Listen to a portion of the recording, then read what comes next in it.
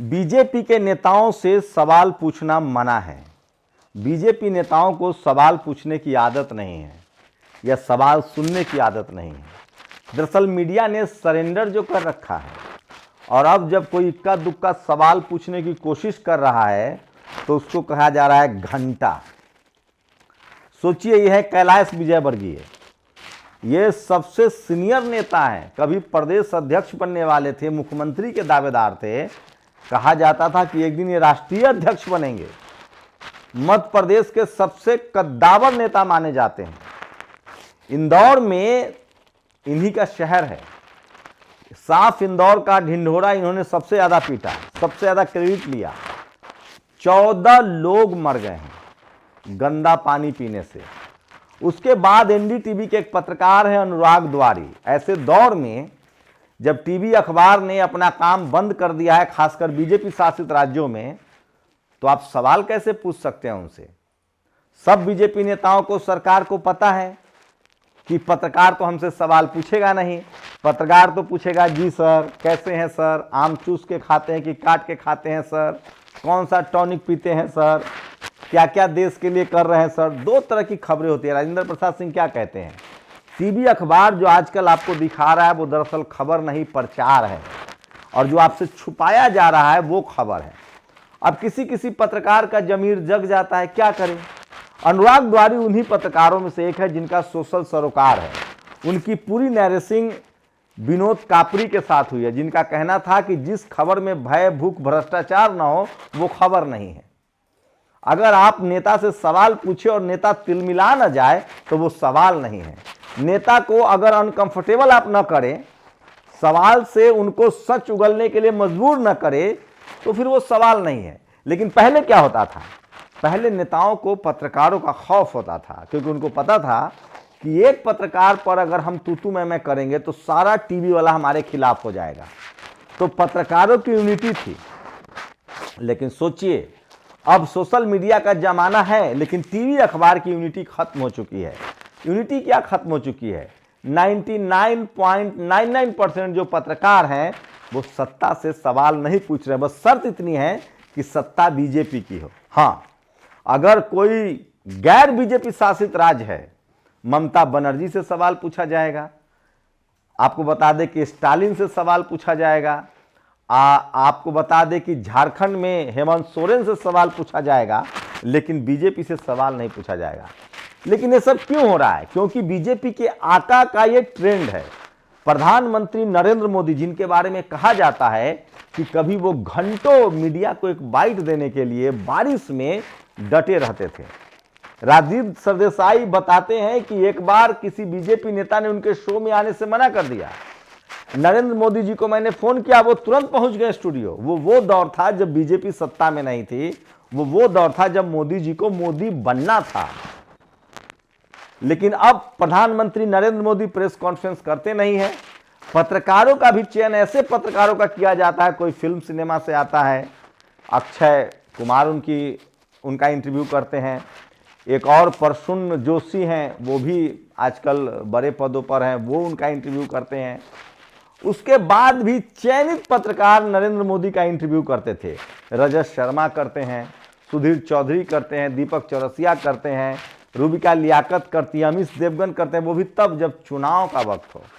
प्रधानमंत्री जी को जब अपनी बात कहनी हो, आपने 5 साल क्या किया, आपने अगले 5 साल में क्या किया, चूंकि अब 11 साल हो चुके हैं प्रधानमंत्री जी के, तो उनको सवाल लेने की आदत नहीं है। अब अमित शाह से सवाल कौन करे? एक बार मैंने देखा अतुल अग्रवाल को उन्होंने कैसे डांटा था। आज फिर बंगाल में वही हुआ। एक पत्रकार ने पूछ दिया कि अमित शाह जी, आप तो कह रहे थे, आपकी पार्टी कह रही थी कि जो 75 साल का हो जाएगा उसको मार्गदर्शक मंडल में भेज दिया जाएगा। अमित शाह ने कहा कि ऐसा है, बंगाल की चिंता करो, हमारी पार्टी की चिंता नहीं। तो अमित शाह बहुत हाजिर जवाबी हैं, लेकिन उनसे कोई सवाल नहीं पूछता है। अमित शाह लगातार टेलीविजन के जो बड़े कार्यक्रम होते हैं चुनाव के समय, उस कार्यक्रम में जाते हैं, लेकिन क्या वहां उनसे सवाल पूछा जाता है? वो तमाम पत्रकार जो टीवी अखबार या किसी मीडिया हाउस में नौकरी कर रहे हैं, वो क्या सवाल पूछते हैं? मुझे लगता है कि नहीं। सवाल बीजेपी से नहीं पूछा जाता और इसलिए बीजेपी को अब आदत भी नहीं सवाल पूछने की। तो सिर्फ प्रधानमंत्री और अमित शाह डांटते हैं ऐसा नहीं है, अब कोई राज्य का मंत्री भी आपको घंटा बोल के चला जाएगा, क्योंकि इसके लिए जिम्मेदार सिर्फ और सिर्फ पत्रकार हैं। उन पत्रकारों की पहले ही छुट्टी हो चुकी है जो थोड़ा बहुत रीढ़ दिखाते थे। हम लोग तो भाई साहब टीवी में बहुजन समाज के लोग तो एडजस्ट ही नहीं कर पाए। इक्का दुक्का कोई पत्रकार था तो उसको निकाल बाहर किया गया, नवीन को बाहर कर दिया गया, विक्रांत यादव को बाहर कर दिया गया, विनीता यादव भी टीवी छोड़ चुकी हैं। हम लोग तो भाई डेस्क के आदमी थे, न रिपोर्टर थे न संपादक थे, हम लोग का तो ऐसे भी कोई काउंटिंग ही नहीं थी। जो लोग रिपोर्टिंग करते थे, नवीन कुमार डेस्क पर भी काम करते थे, रिपोर्टिंग भी करते थे, एंकरिंग भी करते थे, तो उनकी छुट्टी कर दी गई। कुछ सवर्ण पत्रकार जो रिपोर्टिंग और एंकर थे उनकी भी छुट्टी कर दी गई। अभिसार शर्मा को जानते ही हैं, रवीश को आप जानते ही हैं, अजीत अंजुम को जानते ही हैं। तो जो सवर्ण पत्रकार थोड़ा बहुत सवाल पूछ सकते थे उनकी पहले ही छुट्टी कर दी गई है। एक बात मैं क्लियर कर दूं, ये सारे वो पत्रकार, मैं पॉलिटिकल खबर बना रहा हूं, ये वो सारे सवर्ण पत्रकारों ने कभी एससी एसटी ओबीसी के संवैधानिक अधिकार की खबर नहीं की है और न सोशल मीडिया पर कर रहे हैं, वो एक अलग बात है। मैं अभी पॉलिटिकल खबर कर रहा हूं इसलिए पॉलिटिकल बात बता रहा हूं। सीट चोरी हो, रिजर्वेशन की चोरी हो, इनसे कोई मतलब नहीं है। हाँ, ये वो पत्रकार हैं जो प्रो बीजेपी, कभी कांग्रेस से सवाल पूछते थे, जब सरकार आई तो बीजेपी से सवाल पूछते। इनका दलित, पिछड़ा, किसान, आदिवासी, अल्पसंख्यकों से कोई लेना देना नहीं है। लेकिन पॉलिटिकल खबर बता रहा हूं तो पॉलिटिकल बात बता रहा हूं कि पॉलिटिकल सवाल कम से कम ये लोग पूछने की हिम्मत दिखाते थे, थोड़ा बहुत, उस तरह से नहीं, तीखे तेवर नहीं थे जैसे मनमोहन सिंह के दौर में होते हैं। यही पत्रकार लोग खूंखार हो जाता है, खूंखार समझ रहे हैं ना, खूंखार हो जाता है जब सवाल मायावती जी से पूछना होता था, जब अखिलेश यादव से पूछना होता था, लालू प्रसाद यादव का तो सरेआम मजाक उड़ाया जाता था। यही सारे पत्रकार जो कल तक जेम्स बॉन्ड बने घूमते थे, 007, जो बहुजन समाज के नेताओं को भ्रष्ट, बहुजन समाज के नेताओं को अंगूठा छाप, बहुजन समाज के नेताओं को इनकम्पिटेंट बताते थे, अब इन्हीं पत्रकारों को बीजेपी से कोई सवाल पूछ दे तो गाली सुनना पड़ता है। सोचिए, इसका मतलब है कि बीजेपी को न तो सवाल सुनने की आदत है, आदत छूट गई भाई। पिछले 10 सालों में पत्रकारिता तो हो नहीं रही है। सोचिए, अगर पत्रकारिता होती तो उत्तराखंड में एक लड़की का रेप होता है, बीजेपी के बड़े नेताओं का नाम आता है, कोई इंटरव्यू करने जा रहा है क्या? कोई नहीं जा रहा है। सवाल पूछने की आदत होती तो कैलाश विजयवर्गीय को इस्तीफा देना पड़ता। अब वो छोटा सा ट्वीट कर रहे हैं कि माफी मांग लीजिए, वो भी सोशल मीडिया पर। सवाल पूछने की अगर आजादी होती और हिम्मत होती तो यूपी में कप सिरप घोटाले पर मुख्यमंत्री जी से सवाल पूछ लिया जाता। सवाल पूछने की हिम्मत होती, सोचिए, तो गृह मंत्री और प्रधानमंत्री से सवाल पूछ लिया जाता कि आप दिन रात कहते हैं कि घुसपैठिया घुसपैठिया, तो गृह मंत्री तो आप हैं, बीएसएफ, पैरामिलिट्री फोर्सेज आपकी जिम्मेदारी है। प्रधानमंत्री से सवाल पूछना होता तो पूछ लिया जाता कि आप तो डंका बजवा रहे थे, हमारे नेपाल से रिश्ते खराब हैं, वो हमें आंख दिखा रहा है, बांग्लादेश से रिश्ते खराब हैं। तो चाहे वो राजनीति का मामला हो, चाहे विदेश नीति का मामला हो, चाहे आर्थिक मामला हो, सवाल पूछने की आदत पत्रकारों की छूटी नहीं है। पत्रकारों की आदत है, बस शर्त इतनी है कि सत्ता बदल जाए, कल ये सरकार बदल जाए, कल कोई दलित, पिछड़ा, किसान, आदिवासी, अल्पसंख्यक या गैर बीजेपी की सरकार आ जाए, तब सवाल पूछेंगे। और जो लोग इक्का दुक्का सवाल उठाते हैं उनको गाली गलौज देके, मारपीट करके या फिर उनको नौकरी से हटवा दिया जाता है। एफआईआर भी दर्ज होता है। भारत में सबसे पहले किसी पत्रकार पर एफआईआर दर्ज हुआ और जेल में डाला गया बीजेपी शासित राज्यों में, तो वो थे एक दलित समाज से आने वाले प्रशांत कनौजिया। नमक रोटी की खबर दिखाने वाले पिछड़े समाज के पत्रकार पर एफआईआर हुई। उसके बाद तो यूपी में अब सवर्ण पत्रकारों पर भी एफआईआर हो जाता है, चाहे वो ममता त्रिपाठी हो, चाहे अभिषेक उपाध्याय हो। मैं बार बार कह रहा हूं, मैं कभी डर से ईमान की बात कहना नहीं छोड़ूंगा, जो सच है वो बताऊंगा। तो सोचिए, कैलाश विजयवर्गीय ने एक ब्राह्मण समाज के पत्रकार को घंटा कह दिया, वो खुद भी ब्राह्मण समाज से हैं, अब जाके एक छोटा सा ट्वीट कर रहे हैं कि मैं माफी मांग रहा हूं।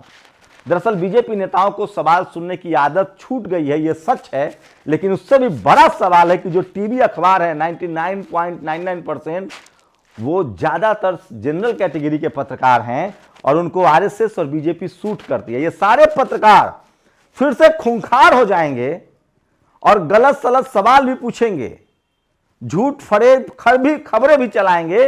बस शर्त यह होनी चाहिए कि सरकार बदल जाए।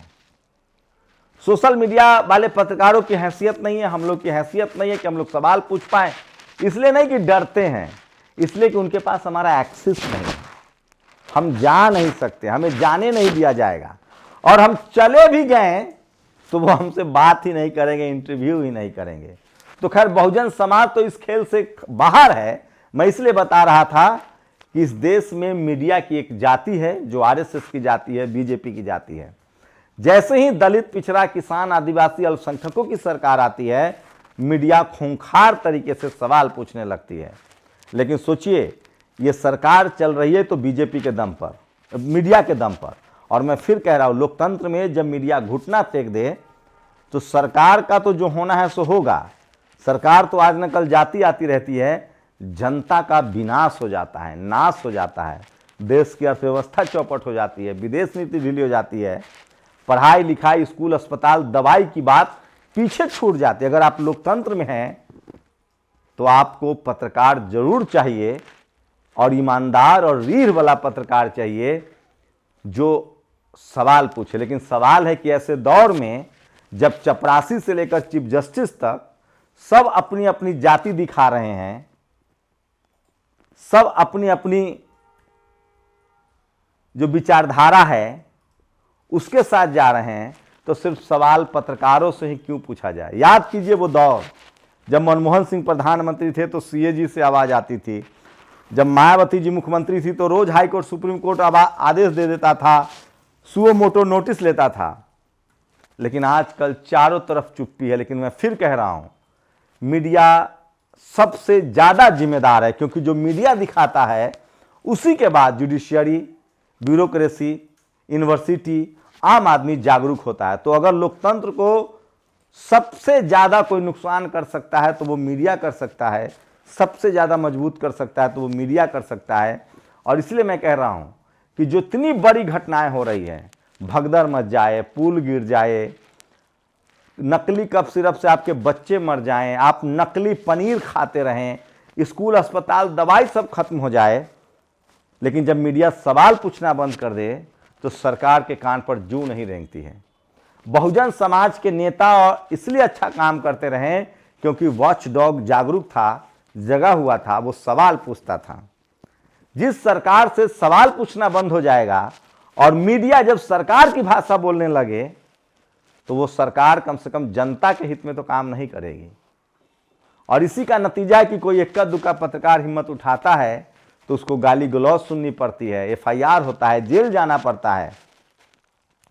लेकिन सोचिए, बीजेपी, कम से कम बीजेपी शासित राज्यों में सवाल पूछना मना है, बीजेपी नेताओं से सवाल पूछना मना है, गृह मंत्री और प्रधानमंत्री तो दूर की बात है। शुक्रिया।